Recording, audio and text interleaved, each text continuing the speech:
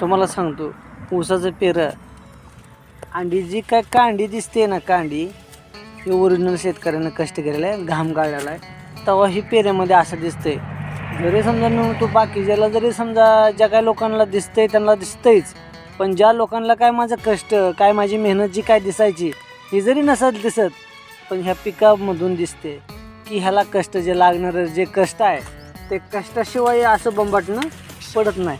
तर आज मी तिला आताशी फक्त 2 ते 3 कांड्याचा खेळ आहे, अजून 40-42 कांड्यापर्यंत ह्याला जायचं आहे. तोपर्यंत ह्याची साईज काय होईल, त्याची वाढ काय होईल हे तुम्ही पण लक्षात आणा आणि माझ्या तर लक्षात झाले. ह्याला लागलेलं परिश्रम, ह्याला लागलेलं कष्ट जे काय ओरिजिनल आहे हे ओरिजिनलच आहे.